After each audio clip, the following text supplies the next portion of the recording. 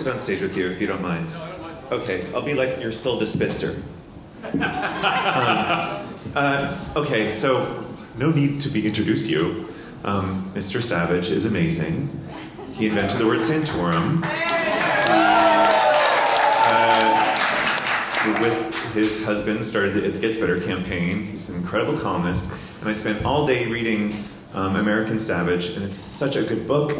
It's so good. And I know you said you killed yourself writing it, and I really hope you write more. Don't die while you do it, but it's so good. You guys should read it. Spend all day with it. It's amazing. Okay, so we're going to hear about trophies and plaques from Mr. Savage. Go ahead. I'm going to preface this with a little story about my house where I live with my husband and our 16-year-old son. And we live in sort of, it's called the Catholic ghetto. It's this edge of Capitol Hill. So the gay neighborhood's over here, but we're in the Catholic sort of rump section of Capitol Hill. And it's a house with it's a street with a lot of big houses, and every house on our block has been broken into to have things stolen. It's like a burglary problem in Seattle. I'm sure you guys don't have that here anymore, post-Giuliani. And every house on the block's been broken into except ours. And my son insists that the reason no one has burgled us is because the robbers look through the windows of our house and think, wow, a couple of little old ladies live here. There's not going to be anything worth taking. Let's go rob the place next door where they have a TV. And we have a TV, it's just not anywhere you can see it through a window. Because we live in a house full of my junk, and my junk is my mother's junk, my grandmother's junk, and my great-grandmother's junk. We have the dining room set that belonged to my great-grandparents, at which 6 generations of my family now have had dinner. We have chairs and couches and mirrors and tchotchke, tons and tons of tchotchke. Hymnals that belong to my great-aunts who are nuns, bowling trophies that were not ironically acquired but are actual family heirlooms. And it's not like we're for money. This is like crap that sensible people throw away. These aren't precious, priceless, antique dining room sets, pieces of furniture. This is shitty, crappy furniture that poor Irish Catholics bought in Chicago in the 1880s that is falling the fuck apart, that I can't part with. So our house sort of looks like a junk store. And that's fitting because when I was a weird little lonely faggy kid, I found this refuge in the antique stores on Clark Avenue in Chicago by my house. And I would go and spend hours in these junk stores just sort of poring over all this shit. And it was the 70s, and it was when a lot of people who had a lot of interesting shit were dying, and the stores were full of it. And so I just kind of like had this taste for it. And our walls look like junk store walls. There's just a million random pictures on the walls that aren't ours. And there's one funny thing about one of these stores is I used to go there all the time, and I started buying shit because I felt conspicuous being there without buying anything. But the reason I was going was they had this amazing and enormous collection of After Dark magazines. You ever seen those? It was very formative in shaping my taste in men. Like, give me a willowy, tall, shaggy-haired 1976 Times Square hustler in tube socks and satin shorts. And I would look at these magazines and memorize the pictures so I could go masturbate later. And then put them back, and I felt like I better buy something. So that was when I started buying shit in antique stores. So I've been buying shit all my life, but there's a certain kind of thing that I own that freaks me out, and I'm actually literally obsessed with, and it's not really an affectation. Although it seems like one, because it seems sort of hipster ironic, particularly this one, but I have all these plaques. A lot of people collect trophies. I have a bunch of trophies, inscribed to like weird organizations that don't exist anymore, won by Mildred for bowling in 1930. And everybody kind of appreciates those, and they're beautiful aesthetic objects, but I have all these plaques, and what slays me about them, and the reason that I've had this plaque on my wall in my office at home for 22 years, is because when I found it in an antique store, or at a junk store, in a Goodwill, it just breaks my fucking heart every time I look at it. It's a Cub Scouts BSA plaque to Lorna Helms in appreciation, pack 448, 1971. And these things have been separated from their original owner, and so their stories are lost. What it meant to Lorna is unknown and unknowable. All I can infer, really, that I infer when I look at this plaque is Lorna died, and her kids went with all of her shit into boxes and sent it to Goodwill. And there's this pathos to these sorts of objects that only have real meaning when they're still in the possession of the person to whom they were given. And when that possession is broken, they're irrelevant. They're literally meaningless. It's like those boxes of photographs at flea markets of other people's weddings from 100 years ago that have been lost to their families. And these sort of orphan objects obsess me. The Obsession series, appropriately enough, they obsess me. And you know, I'm going to be 50 this year, so I can't say it's because I'm getting older, even though I am getting older, and I'm suddenly morbid and in touch with my own mortality, because I've always been morbid and always in touch with my own mortality. I was a morbid, weird little kid, and then I was a gay kid coming out in 1981, and then everybody died, so it's not like I've ever been separated from mortality in any way. I've always been on the verge of death in my head. And there's just something about these objects, there's something about them being separated from their owners that makes me want to return them, restore them to someone to whom they have some meaning. And now this has achieved a sort of meaning in my life, because it's been one of my possessions for so long, for 22 years, that it has sort of sentimental value to me, and I've sort of grafted sentiment to it that isn't legitimately, isn't appropriate to this object. And when I think about it, and you know, I move through my house, I have a hole in my head. Literally, would you like to put your finger in my hole? Come forward. I've been waiting for this. So. Oh wow. Oh, I just got a boner. Sorry. I was running in a gymnasium in St. Ignatius grade school in 4th grade, and I tripped over Mike Liptay, who was an asshole. I tripped over Mike Liptay, and I went flying into a brick wall with a nail sticking out of it, and pithed myself. It went into my brain. I know, awesome. It was the only time I was penetrated in Catholic school, so lucky break. But it was a rusty nail, and not Father Frozen Logan. Or Monsignor Mulcahy, I will take the rusty nail for 200, Alex. And I've always had sort of memory problems, short-term memory problems and long-term memory problems, which is a problem if you're a memoirist and you can't fucking remember anything. And then your mother dies who remembered everything. But the funny story about the nail in my head is, besides, I was stuck to the wall with the nail in my head, and I couldn't get off the wall, and blood was like going everywhere. And this is one of my favorite stories. And one of the doctors explained to my parents what I did to myself. They said, if you slid a Coke bottle down on a nail and you jerked the Coke bottle and the nail didn't give, the Coke bottle shatters. And that's what I did to my head. Eventually I went like that. And my skull like went into all these different pieces. So I had to wear I looked like a World War I fighter pilot recovering in bed for months. So I think that's why I've become the dump for all family heirlooms, all family memories. It's why I hold on to objects, because I don't remember things unless there's a thing. Like I move through my house and I see things and I remember shit that happened. And I lean on these objects, I require them. And so I have now been alive almost 50 years. I have all of my grandparents' stuff, my mother's stuff, and now all of my own stuff from my own life. And recently my mother died a few years ago. One of the chapters in the book is about my mother's death. One of the things I didn't write about was that moment after her death. You think about how, you know, we're all stars hurtling through space, right? We're all comets. Like we drag this shit into our trails. We're all pulling all this stuff along with us. The more possessions we have, the longer our trail as comets. And then we die, and all of this shit goes flying off. It continues to exist. You stop. Your shit is eternal. I came home from my mother's funeral, and when we had acquired the dining room set that belonged to my great-grandparents, where she would have dinner with her grandmother when she was 5, and then she sat at that table with her grandson and had dinner at that table when he was 5, and cried. I felt, this is so wonderful that I've given this to my mother, that we restored this dining room set and this dining room table that meant so much to her. And then I walked in after her death and I looked at this dining room table and I was thinking, just fuck this dining room table. How dare this dining room table exist? How dare it live, this inanimate object, when my mother is dead?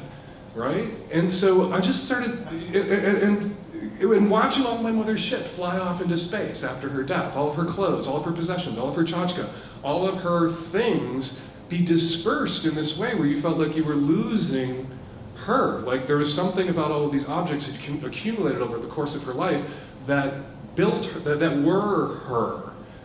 There were these extensions of her, and there were all the extensions of her were all we were left with after her death, because she was gone. And so I have all this shit that's now mine that I think I'm pulling all this shit, and what's going to happen to this shit after I die? The same thing that happened to Lorna Helms's bowling thing, her not bowling thing, her PAC 448 in appreciation plaque. I don't know what she did. Maybe she blew them all. Who knows? Because the story is lost. Poor Lorna. I'm gonna get sued by Lorna's relatives if I find this tape. And it's not just like ones that are kind of cute and charming. And now, like I bought this 22-ish years ago. It's from 1971. It's pushing 52. Like, it's getting sort of vintagey in a way that it was not vintagey 22 years ago. But I also have things like this. Adcart Inc. 1992 Sales Representative of the Month. February, Bart Daniel. This is a cruel, this is not like, we love you, Lorna. This is like, shitty job you hate. Bullshit reward at some bullshit sales meeting where you look at it and go, they should have given me the $4 they spent on this so I could buy drugs, so I can get through this horrible fucking job. I know why Bart threw this away. This was not Bart's relatives, right? And I bought this like 18 years ago, like pretty soon after Bart won this award. It was separated from Bart. But even this is something that I would have saved. This is something that I have saved now. But I would have held on to this to remind me of the shitty job I hated where I was sales representative of the month in February of 1992. And I kind of have this desire to know, I want to know, like, why Lorna's kids threw this away when I would have kept it if I was one of Lorna's kids. And I want to know why Bart, I know why Bart threw this away. But I want to hear it from Bart. But I can't find him, even though there's social media now, and I looked. For Bart, I called Adcart Inc.'s like the third company that's acquired it, asking, do you have like employee records that you'll give to a stranger with a plaque in Seattle? And they won't. But even like what this represents to, I see this on my wall, and it means something to me now. What it means to me now is I've had a great job for a long time that I've loved, where I've never been given like pellets like a hamster in a cage to try to incentivize me. I get to do something really fun every day, and so I look at this and I think, God, I hope wherever Bart is, he got a better job eventually, where whatever he was rewarded with was something he valued, because he didn't value this. But I do. And these are just two of them. Terry, my husband, tries to keep me out of Goodwills. You don't find Adcart Inc. Sales Representative of the Month plaques in real antique stores. This is Goodwill, this is Value Village, this is St. Vincent de Paul shit. Terry does not want me going in those places. So I see these things and they break my heart in this way that I don't understand, but it has something to do with why my house is so chock-a-block with crap. We have a friend who's spending a few months living in our house from Austria, where nobody saves anything for sentimental value. And every once in a while you start a war and blow everything up. And he can't understand why we have all this crap. And it is a little pathological. One of the stories I tell in the book is about my mother's death, which is horrible. But there's this moment where she was dying. They had given her the morphine. We had said our goodbyes. It was absolutely the worst moment of my life, and my stepfather's life, and my sister's life, and my aunt were all there, holding her hands and looking at her, and waiting for her to die. And a person comes around the corner out of the, into our peripheral vision. This image moves into the room, and leans over my mother's bed and tries to hand her a menu for tomorrow. And says, "You need to pick your meals for tomorrow, Mrs. Savage." Which is horrible, right? And my stepfather tore that person into little tiny bits, and she ran from the room and dropped the menu, and it fluttered under the bed, and it was all over, and they'd taken my mother away. I crawled under the bed, and I got it. It's on my mantle, with the book my mother was reading, and the gloves she wore to the hospital, and her second grade penmanship book, all in a little neat stack by her picture. And I've saved this, and I've saved it because my mother died on March 31st. Which means the menu that she was handed was for April Fool's Day, which my mother would have appreciated. She would have thought that was because she was dark and weird like me, and she would have thought that was fucking hilarious if she wasn't dying at that particular moment. So it's not just things like this that I have, but it's understandable why I would keep that sort of relic, right? It's not understandable that I have like 40 of these. On walls, in my office at the Stranger, in my house, in our bedroom, in the bathroom, in the hallway. And I see them, and I think about all these strangers, and I'm pulled into the mystery of their lives, and I'm pulled into the mystery of what these plaques represented, and I fantasize about Lorna Helms's children, or nieces or nephews, if she was some little old lady whose children had died, or children had nothing to do with her children, or never had children. And I want to know whose hand put this in the box that got it to the Goodwill and when. And this is this unknowable thing. And as a sort of lapsed former Catholic, I obsess about the unknowable things. Like, these are the mysteries that have replaced the church, almost. And they hang on the walls in our apartment next to crucifixes that hung on the walls of my great aunts and uncles and grandparents and great-grandparents' bedrooms. Because I am a weird... This is why I can't live in New York. I would not be able to afford a house big enough to have the wall space for all my Lorna Helms tchotchke. I wrote American Savage. My publisher, every writer should have a publisher who's after him to write another book, right? My publisher's after me to write another book, and he wants me to write another book about politics or sex, and I just read a book about politics, and everybody knows what I'm going to say about sex. Monogamy, getting peed on, not a big deal, get over it. And the book I want to write is a book about these. I want to spend a year hunting these people down. I want to find Bart fucking Daniel and ask him about what AdCart was like to work at before Clinton won the election.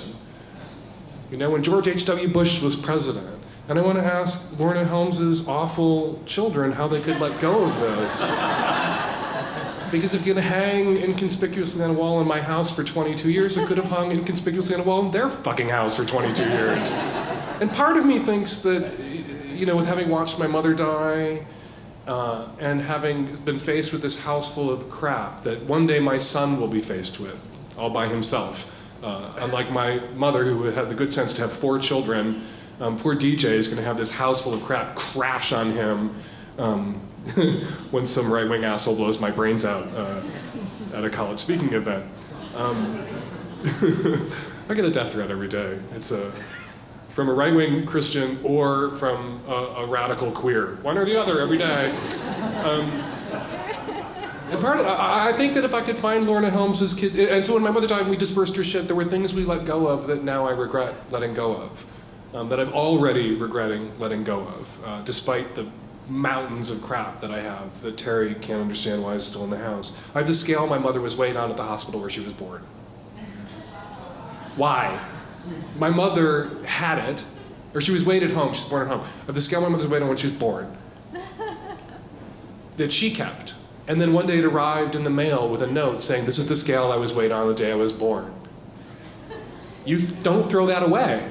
Right? They threw this away. And I wonder, I think that if I could find Lorna Helms's children, that they might be happy to see this again. That this could be restored to them. That this would either scare them to death. It would be like if somebody hunted me down 30 years later and handed me the menu from April 1st that the orderly had attempted to hand to my mother on the day she died. that would probably freak me out. But I'm glad to have it. But I think that if I could find them and give it to them, I could finally know the real story behind this, instead of the ones that I imagine. That because I'm Catholic and crazy, the ones I imagine are so much worse, I think, than the real story would be. And I almost feel like if I hunted down the people behind all of these stupid plaques, I would find so many happy endings.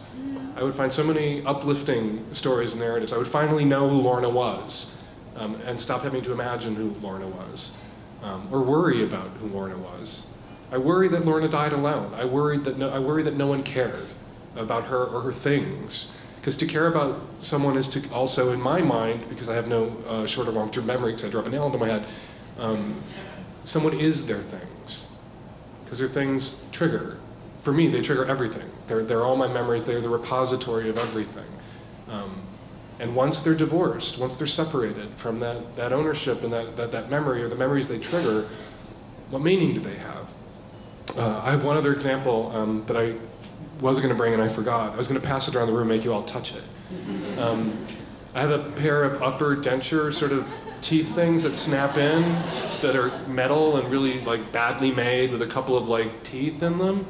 And I sometimes think I should attach the note explaining what this is to it, because if I die, somebody shoots me, DJ and Terry are going to look at these teeth and be like, what the fuck are these teeth doing in this drawer?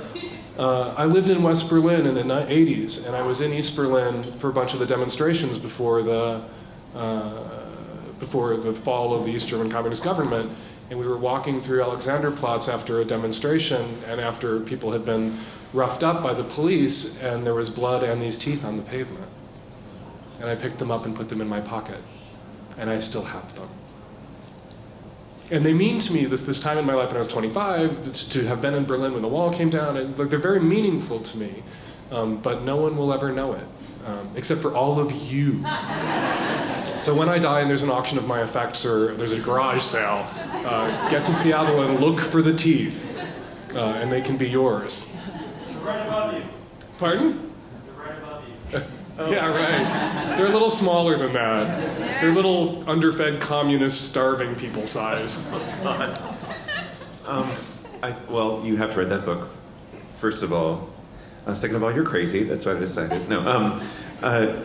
They wanted Obsessions, which is calls for like unhealthy shit. No, I'm so into it. You know, what immediately comes to mind is when I go to one of the few gay bars that's been around forever, like an Eagle or like the Bike Stop in Philly, and you see all those trophies and all those blue ribbons and all the history of photographs. Yeah, and photographs and like trophies of like gay bowling leagues, and they're all behind glass and they're all festering and it's dusty, and you get like this ache of a lost gay world history. now. Yes. Because what we created when we first came out was the gay parallel universe. You couldn't be gay on a bowling league, so we created a gay bowling league where you could be gay. Right. Now you can be gay on a bowling league. We couldn't be gay at the New York Times, so we created gay press. Right. Now you can be gay at the New York Times, and it killed the gay press. Yes. And now you have to be gay at the New York Times. Well, don't get me started about the Times.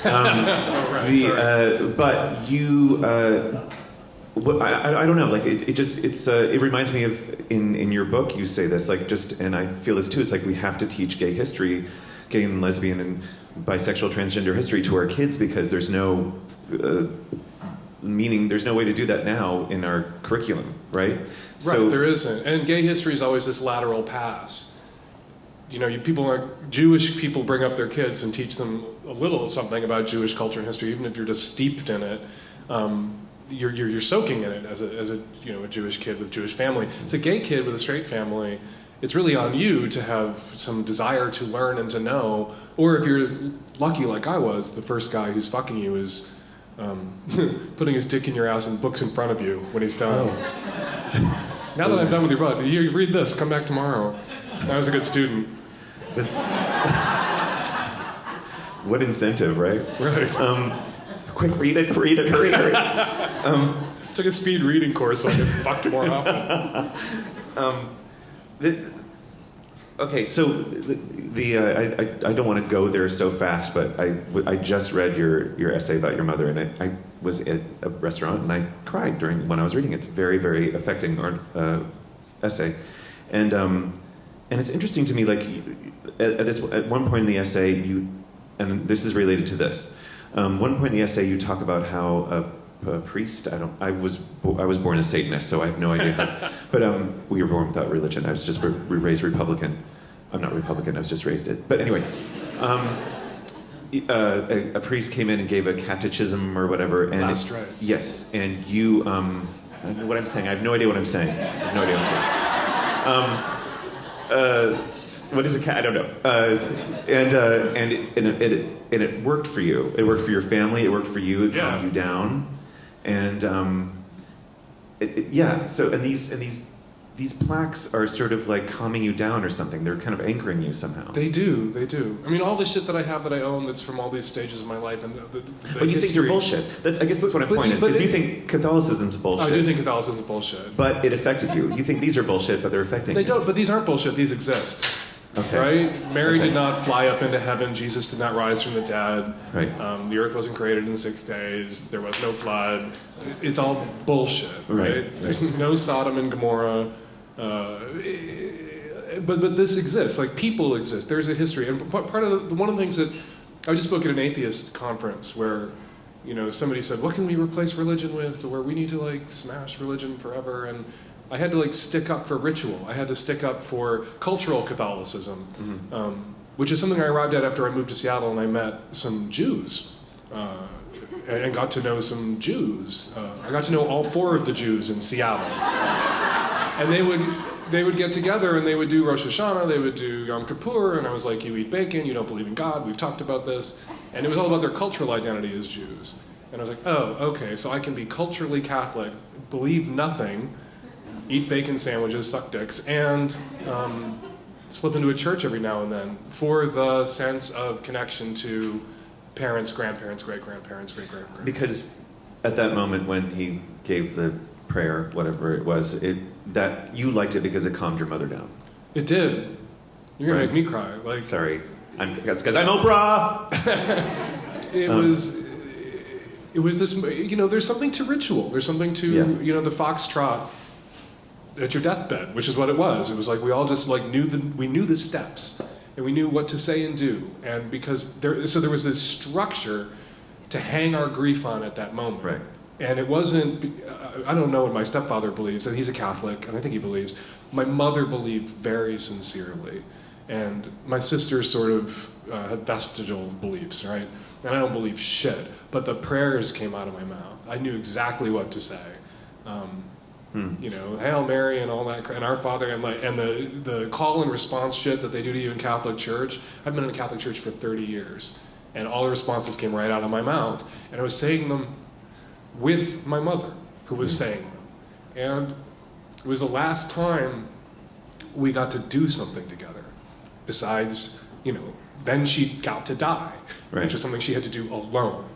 But this Final Ocean Last Rites was the last card game we got to play together, really. Because that's what we did, we played cards. I got to the hospital, I taught her a new card game, and 12 hours later she was dead. But we got to speak. And it deflected. And that was that moment was so harrowing. It was so awful. Partly it was really awful because of the Catholic Church. Because my mother was dying of pulmonary fibrosis, which is this disease that just your lungs disintegrate in your chest. They turn into this massive scar tissue. And she was going to suffocate to death, and it was going to be very painful. And she was given this 3 choices. This mask on and die in 12 hours, be intubated and die in 48 hours, or take the mask off and go. And so she chose to go, and she had this paralyzing fear of physical pain. She just couldn't deal with physical pain or trauma at all. And she was assured, she was in a great deal of pain, and she was assured that when she was ready to go, they would pump her so full of drugs that she would feel no pain, and she would die a peaceful death. But she had never died before, so she didn't know if she could believe them when they said that. And she doesn't generally believe people who tell her what it's clearly she wants to hear. Because I told her I was straight when I was 13. And so her last moments, she was very distracted by this terror of being rendered incapable of communicating and laying there in pain. And that was something she had to face because there was no physician-assisted suicide possibility for her in Arizona because of the Catholic Church. So she couldn't say her goodbyes and take a pill and be gone. She had to say her goodbyes, take a pill, and spend 3 hours suffocating to death in front of us. And so to have this thing that took the focus away from our pain, her pain, what was about to happen, and just shifted the focus to our imaginary friend Jesus, and we're all going to see each other again, was really helpful. It was a tonic and a balm. Right. And yeah, I should say that essay and throughout the book, you're the way that you bring in facts and figures is fucking crazy and good, and you create such a great argument for physician-assisted suicide in that essay in particular, and then I'm sort of understanding how your brain works a little bit more because you have I have a hole in my head. Yeah, you have a hole in your head. So like facts and figures are like these plaques. You're just like, I have this fact. I'm gonna, you know what I mean. You see, I'm gonna hang it on the wall. Yeah, everything is so well researched, and you're so good at that. And there's so many goddamn footnotes in that, where you clarify things in your book. Do you know what I mean? And it's like it's so interesting to me now to think about it. Like these are like these facts that you can hold on to because you can find them. Yeah. Right. And what's funny is the hole in my head. Like I read the book now and I've forgotten shit.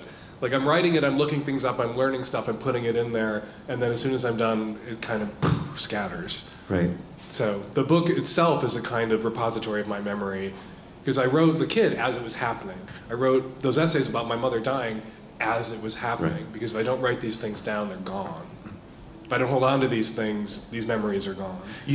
Sorry to keep going back to that essay, but that happened. You were writing it while this whole experience was happening. I wasn't taking notes in this this is good material. right, of course. I'm super sad. I'm going to make Mike Albo cry in a restaurant in a couple of years.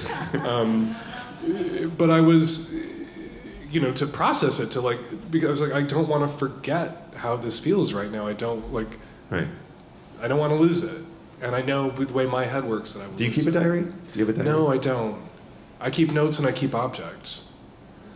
Weird. Like I pick up those teeth and everything comes back to me. If you asked me, what was Berlin like? What were those demos like? I'm like, But if I get the teeth, then I can tell the story of the teeth, and then it jars loose all this other shit that there's a nail stuck in the middle of, and that can't come out all by itself. So have you, this nail thing, has it been diagnosed that you have no short-term memory or whatever? Well, it's not like I exaggerate when I say I have no short-term memory. I have memory problems. I forget stuff. And you can be like, well, it must be... Right, and I've always kind of attributed to it, and it was a traumatic brain injury, and I punctured my brain with a dirty, rusty nail in a Catholic school. Right. And me, it's just pot. I mean, I don't know what my problem is. And I smoke pot. Oh, yeah. No, but I didn't start smoking pot till I was 34. Oh, God, I'm doomed. I need pot. What? You say that again? I require pot. I have pot in my pocket. I come to you from Washington State, where this shit is legal, so I'm going to declare this the Embassy of Washington State, and I'm on Washington State soil right now, and I'm going to get high in front of you. Do it. Did you, wait, how did you bring that over? Did you, put up your butt or something? You will edit this out of the tape in case my son sees it. Oh. Because there's nothing my son likes better than to sit and watch me run my mouth about his grandmother's death. Oh, sure. Is it... It's a lozenge. Can I have the whole thing? Yeah. Okay. It's going to knock you on your ass, but you can I'm going to sleep so well tonight, finally. After I have sex with 12 people.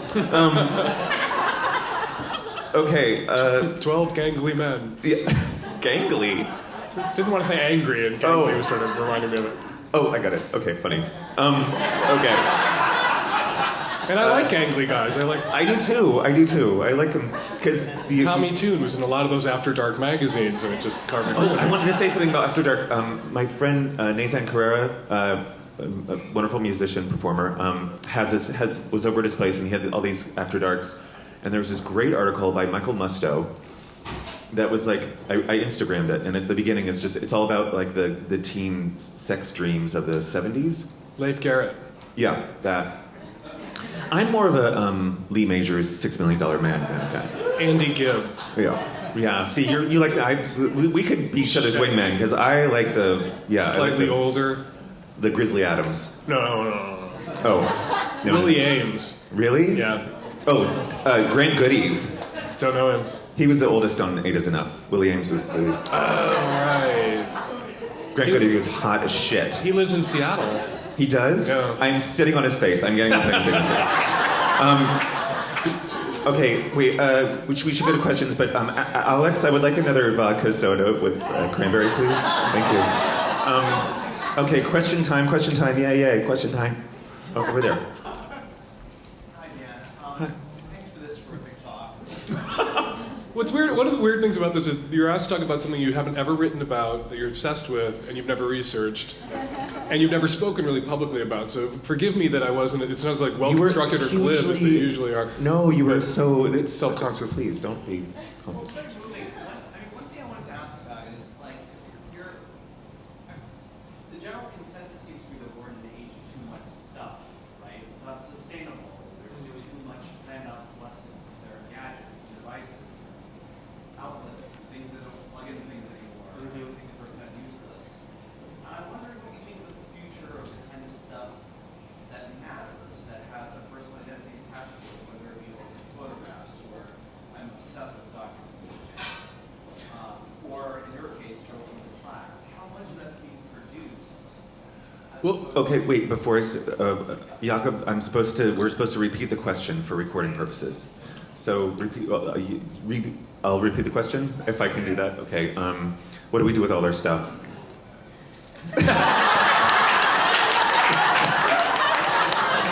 Let me take a shot. We live in an age where we're very conscious of our possessions and having too much stuff, and Thank you. and there's so much obsolescence, and gadgets we can't plug in anymore. And what was the question? I get you. I'm just bad at paraphrasing. What does this mean in 20 or 30 years' time? What does this mean in 20 or 30 years' time? Well, we're still producing shit all the time. I think in 20 years' time, what's going to go extinct are those bins of loose photographs at junk stores. I see them. We go to these flea markets every week in Seattle, and there are always like those boxes of bins of loose and photographs have been separated from their owners. And that really those have had an impact on me. When my mother died, and she had 8 million photographs. And the deal I made with my brother Billy as we went through them, and we, all 4 of us kids went through them, and my stepfather, was we created piles of what we wanted, what we were going to save. And then there was this enormous pile of photographs that we didn't want, or they were duplicates, or some. You didn't digitize them.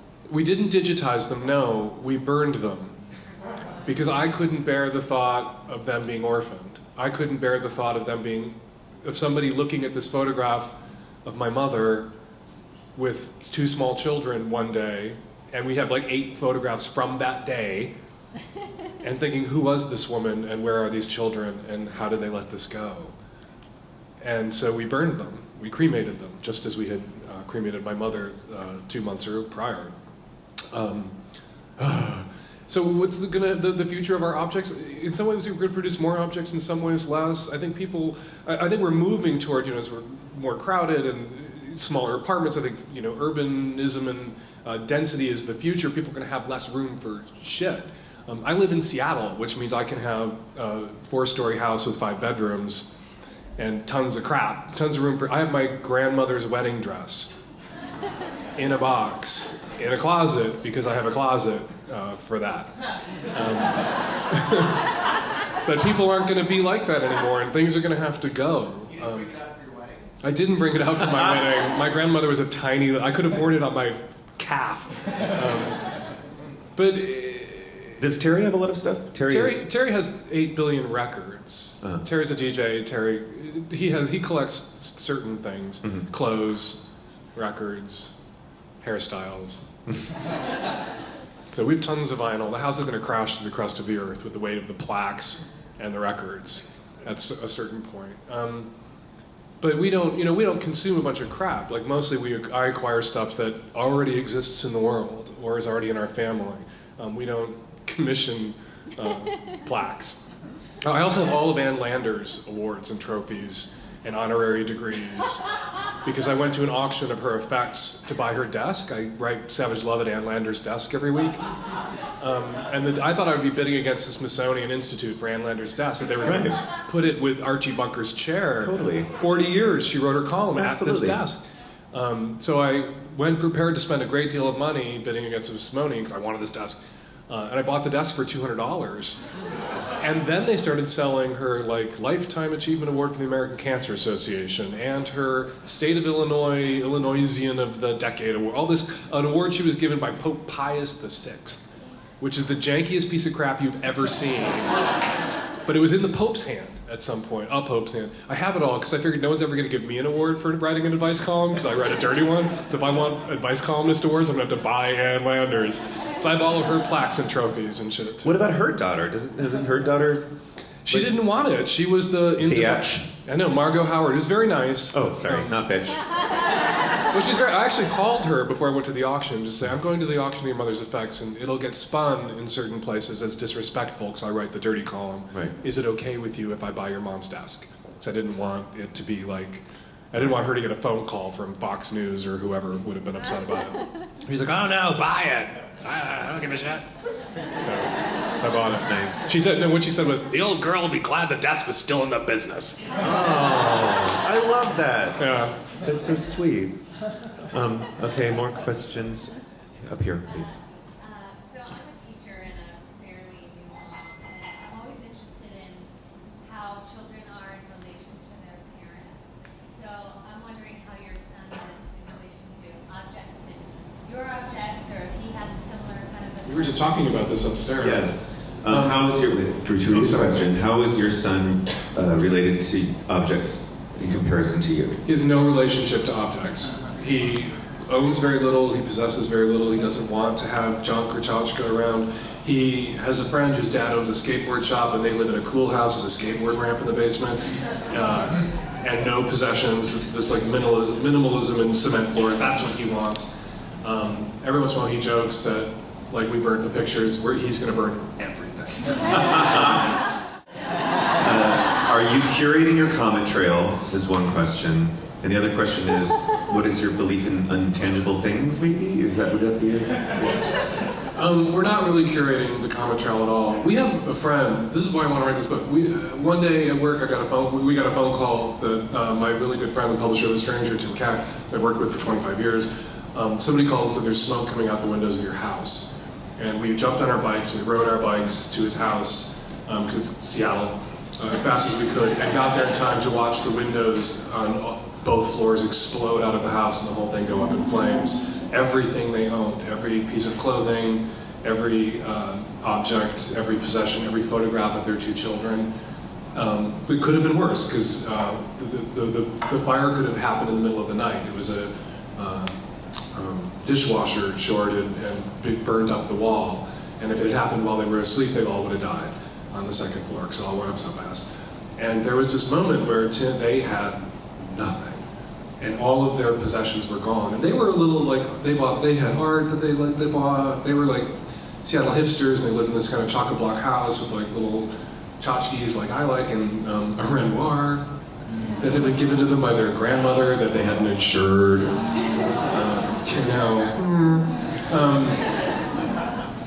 And I was thinking about, when that happened, I was thinking about, in a way I was like, oh my God, you're so lucky.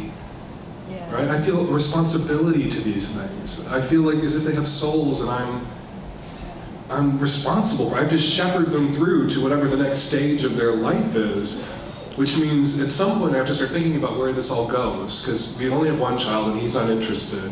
And we have all these relatives, I'm from a huge family. Nobody wants my great-grandfather's dining room shit. Nobody wants the chairs that we've had reupholstered and restuffed. They're uncomfortable. Nobody wants them. Nobody wants them. My grandfather's high school diploma is on our wall. My grandfather's bowling trophy. My grandfather's all this shit. Hymnals. So many hymnals. Editing is happening for you. Yeah, if there's a fire, the editing will happen for us, but we're not doing it. As for, I don't think there's any, what's concrete about faith is the rituals themselves. The prayers are poems that exist. It's a thing that exists. The Hail Mary is kind of the thing that exists. Mary is not a thing that exists. And the ritual and the foxtrot doesn't create the Savior or the afterlife or the gods or anything. It just is a groove that's been carved into you through culturation, ritual, and repetition. And that's why it was there. And the value was in that and that alone. For my mother, it had sort of a transcendent value because she believed. And for me, it didn't. But I suddenly saw its value even to me as an atheist. But are those transcendent? Are they what? Are those transcendent for you? A little bit, because there are these lost stories. And those I find very compelling. It makes me worry about these objects. I worry about who Lorna Helms was and who her kids were, or if she had kids. I want to know the story. Like it's this mystery with so much implicit pathos. Like this bitch is dead, right? She's probably very old when it was given to her. And I say bitch with great affection. I called my mother a bitch. Because she was, in some ways. And she called me a shit, so we were even. She's dead or she's lost, and this lives. This isn't lost. I own it. I know where it is. I always know where the Lorna Helms plaque is. I don't know where Lorna Helms is, and she isn't anywhere anymore. But I want to know her story. And right now her story is only what I can relate to right now. Only what we can infer. Does it involve Jesse Holmes? Does it involve Jesse Holmes? I never thought about that. That would be amazing for the book. It was Mrs. Jesse Helms. Somebody Google Jesse Helms. What was his wife's name? Right. And where was she in 1971? Questions? She was initiating sexually a Cub Scout troop. Over here.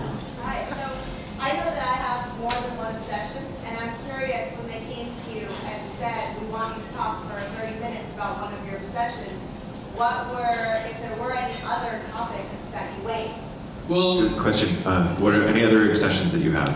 well, they did come and say they wanted one obsession. They explained it's such a great idea for a speaker series, but it had to not just be an obsession, something you're obsessed about, something you're obsessed about that you'd never written about, never researched, and never spoken about publicly.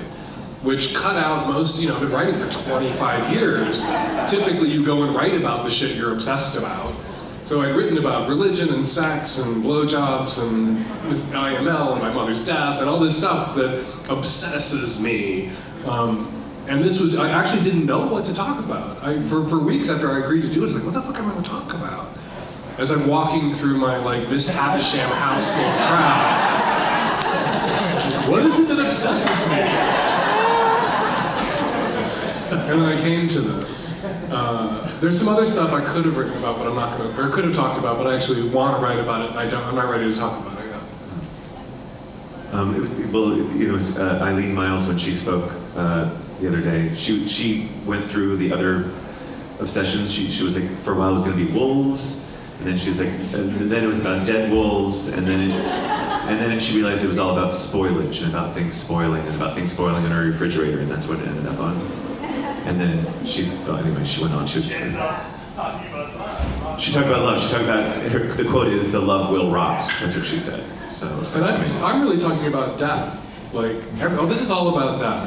But also, you're talking about forgotten stories, and it reminds me of everything's lost in the end. I read this short story once that I thought was so beautiful, and it was about the afterlife. And you live forever in the afterlife so long as somebody knows your name who's still alive on Earth. And everybody in the afterlife wants to be dead. They want to be forgotten because the afterlife is a torture and a torment. As long as your name is being repeated, as long as your story is being told, it's like Julius Caesar is miserable. Right? Like Whitney Houston's really miserable. Yeah, Whitney Houston. Tutankhamun. There are people who've lived whose stories will never be forgotten, whose names will always be spoken, and then there's the rest of us. And it sort of turns the idea of the afterlife on its head, and that's what obsesses me. I mean, our house is a mausoleum. Like every surface has the possession of dead relatives on it somewhere. We had a boarder for a while who lived in our house who borrowed something and to do a video shoot with, and I walked in and it was gone. And I lost my mind, and I called Terry, and it turned out that it was being used as a champagne bucket on the set. It was my grandfather's big trophy that is glass on the inside. It's really beautiful. And I like called him and said, "Oh my God, it's a fucking family heirloom." And he said, "Everything in your house is a fucking family heirloom." So like, yeah, so don't take fucking anything out of the house. Anyway, this is the pot already talking. Yeah, wait, one question I have is, so in the last chapter of your book, you talk about Brian Brown coming to visit, and I'm wondering if you showed him the plaques and what he said. Brian Brown, who's the president? The head of the National Organization for Marriage challenged me to a debate. Yes. And said anytime, anywhere. And they're the anti-gay national organization. Their whole shtick now is they're the oppressed ones and we're the intolerant ones. And when he said anytime, anywhere, what he wanted me to do was fill a theater full of angry gays and lesbians who would boo and hiss, and then they could put the video out and go, "See who the intolerant ones are?" And so I said, "I accept your challenge, my house after dinner. That's where we'll have a debate. And you have to I have to acknowledge your humanity by extending my hospitality. You have to acknowledge mine by accepting it." Terry has to be pissed at you for letting you do that. And that was, I didn't think he would fall into the trap. Right. Like the religious right critique of the Brian Brown Dan Savage debate at my house is he lost when he walked in the door because people were having to look at my house and my family and my child and my husband. And I wasn't, there wasn't a pentagram on the floor and a bunch of dead chickens scattered around, and a boy in a sling in the corner waiting to be fisted. Like it just looked like a house. Not that there hasn't been. What was the question? I didn't think he would accept the debate. I didn't ask Terry first, so I had to go home and say, "How often do you get to say this? Guess who's coming to dinner? The head of the National Organization for Marriage." And he was not happy. He did, though, predict at the end of our dinner that they were winning. And since then, we've gotten 12 more states, 10 more countries. Right. They're losing so fucking hard. It's delicious. But he saw... he's a Catholic convert, and there's no one that Catholics dislike more than Catholic converts, because they try too hard, like more Catholic than the fucking Pope. The Inquisition came up before we taped the debate. He was like exonerating the church for the Inquisition. Like, that's not something you can do with other Catholics around. But there was all these statues. We had this giant 6-foot-tall Jesus in our dining room that was facing Brian Brown during dinner, and there's a crucifix on every wall. My husband, who's an exhibitionist now after being shy for so long, has this Instagram feed where he's always jumping around our house naked. And in every picture, if you look at my husband's Instagram feed, in every picture there is a crucifix behind him somewhere. And these are all family heirlooms. And Brian Brown walked into our house and was like, and I had to say to him, well, the 6-foot-tall Jesus, which is covered with lanyards and press passes, it was our house or the dump. And I like it. I like this Jesus because it was in my grandfather's bedroom. And so here it is in our dining room, and every day I see it and I think of my grandfather. And it's wearing a happy birthday hat because it was, that somebody put that on him on Christmas. And it also has a sign around its neck that I stole from a gym here in New York City that says, out of order, management has been notified. That was on a machine in a gym. I just thought, that belongs on Jesus in our house. Did he find commonality? He was actually not, we were afraid he would be upset. We had a big talk about whether we were going to move all the Catholic tchotchke out of the house or upstairs, lest he think we were being disrespectful by even possessing it, or we were mocking him somehow. It's not Catholic kitsch. Like, the stuff we have is like, I like it, it's pretty, it's family shit. It's not like googly-eyed Jesus or anything. Although we have some googly-eyed Jesuses upstairs that he didn't get to see.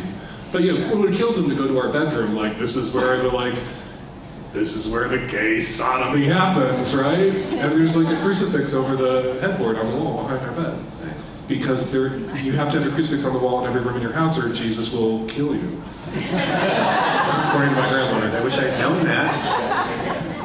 Okay, a couple more questions, please.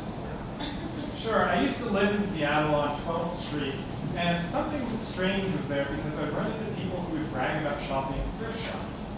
So that's point one. Point two, Macklemore's from Seattle, and then he wrote a famous irritating song called Thrift Shops. Now you're here talking about thrift shops. Is there something about thrift shops that, like teriyaki, is cultural to Seattle? Seattle and thrift shops. Is there something about Seattle that thrift shops are a big deal? I don't know. 'Cause I was like I said, it was in the 70s in Chicago, and I basically lived in the antique stores on Clark Street, reading After Dark magazines, staring at ballet dancers, and buying little pieces of tchotchke shit, taking them home. So thrift shops for me predate Seattle, but Seattle does have a thrift shop culture. But it was Chicago that carved this thrift shop groove in my soul. And you had a question? Maybe you can settle an argument or it's a literary question. So I actually feel about physical books the way that you feel, I think, about the Plaques. They kind of remind me of things. I have books from like second grade and I keep in my mind, like, oh, now I remember who that teacher is. But I use my Kindle occasionally as a bookmark. And use your Kindle as a bookmark? That's hilarious. That's the only thing a Kindle should be used That's for. amazing. That answers my question because I was wondering what you think about physical books versus the Kindle and the benefits of carrying all these things around with you and what that does to your relationship. That's an incredible question, and also let's extend it a little bit to talk about just digital life in general and the way that you deal with your physical world. I don't own a Kindle or a Nook or any of those other goofy things. Somebody sent me a Kindle, which is still sitting on my desk in my office with a stranger, and I've never touched it. I like to buy books, I like to read books, I like to make notes in the margins. However, the new digital reality has so disrupted my attention span, destroyed my attention span. I was just on vacation for a week with Terry, and the very first day we were at this house in Palm Springs, because we've reached that stage of life where we go to Palm Springs. I jumped in the pool with my phone in my pocket. And then I read 3 books without reading a paragraph and looking at Twitter and reading a paragraph and looking at Twitter. And that was very, very liberating. I miss the pre-scrambled brain attention span that I used to have. But I do love books. We have the very first thing, we've lived in 3 houses, and the very first thing we've done in every house we've ever lived in is build bookshelves. And we have crates and crates and crates of books. We have a wall of bookshelves in the living room, a wall of bookshelves in our bedroom, a wall of bookshelves in the dining room, and we have, I think, 10 or 12 boxes of books we can't unpack because there's not enough shelf space. And I would like to say I kind of like my Kindle, but I like books at the same time. And I just want to say Stephen Fry, the best thing, I think it's like a bumper sticker, he said that e-books are to books as elevators are to stairs. Everything's fine. We're all fine. That's what I'm saying. I don't think other people should have to smash their Kindles. Terry actually has a Kindle that he sometimes uses because he doesn't like to pack books on vacation. It's good for doing research for your subject. He's never, he reads them on his iPad. Right. He gets books on his iPad. And we have friends who have Kindles. We live in Seattle. Like half our friends work at Amazon. And so I'm not like a Luddite who's ready to smash the new wool spinning machines or anything. But if I'm going to read, I'm going to read a book. I still subscribe to the print edition of the New York Times. Last person on the block. Like when we moved in, there was a blue plastic bag on every porch on our block, and now we are the last motherfuckers. Okay, one more question. Right here. Hi. So you talk you're very obsessed with other people's death, but when you talk about your own death, it's super nonchalant. Like, this is going to happen, this is how it's going to happen, da-da-da-da-da. Well, Why? When you talk about your own death, you sound really nonchalant, like it doesn't matter. Why?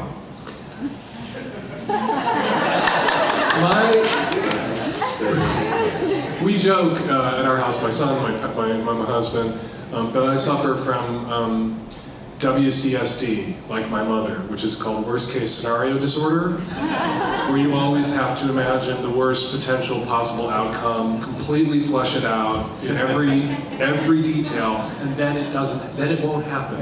But only if you anticipate it, worry about it, and freak out about it, can you protect yourself from it. It's like Catholic black magic. And so I get death threats from people who say, I'm going to come to your talk, I'm going to blow your brains out. And so I say, every time I go to a talk, I'm like, well, this is the one where I'm going to get killed, so say goodbye, I love you. And it makes Terry very upset. So that makes me very happy. We've reached that stage of our relationship.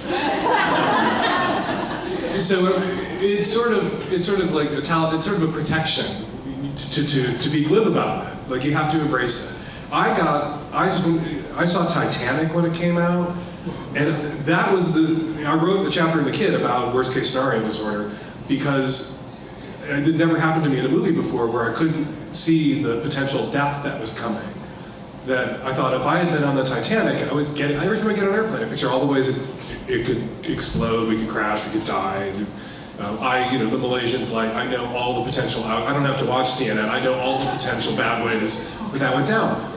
But watching Titanic, you think I'm gonna get on a boat, it could sink, I could drown, those poor motherfuckers in Korea. It could sink, I could drown, there could be a fire, I could get food poisoning and die, I could be murdered by another passenger, I could fall overboard. What I couldn't picture is the largest moving thing ever constructed by the hand of man rising up into the air, me falling, and then it breaking in half and landing on me. And so when that happened, and I watched all those people get crushed, who were in the water going, oh, it's cold! And then the largest moving thing ever built by the hand of man was dropped on them, I had to get up and leave. I was just like, I would have been that guy. Going, oh, the dog's falling on my head. Wow, 9/11 must have been crazy for you. It was crazy for me. Although, I don't think I wrote about this either, but my kid said kids say the darndest things.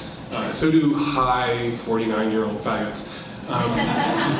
But we were watching 9/11, and I think DJ really nailed it. We had the TV on for days, and everybody was freaked out. And I was editing a newspaper in Seattle, and we were writing about it, and we had the TV on like constantly. And then this, I don't know how old he was. 6-ish, I guess? He was born in 98, so 3. Oh, okay, wow. And at one point he just said, can we turn the sad show off? Which is what he called 9/11 at 3. Yeah. It was the sad show. It was a TV show, but it was the sad show. Because we turned on the TV and we'd cry. And I'm a New Yorker in my heart. Like, I always thought I'd live here. I've never lived here. I'm stuck in Seattle with Terry. I can never leave. But I come here and I feel like this is one of those 3 cities in the world where I come and I exhale and I feel like, oh, I'm home. And I was taking it so personally. 9/11 made me insane for about 3 years. Yeah, and I think that's collectively true. Unlike all of you who just like, whatever. Lower Manhattan. Okay, I think we're done. Thank you so much, Mr. Savage. You're amazing. It was my pleasure. Thank you very much.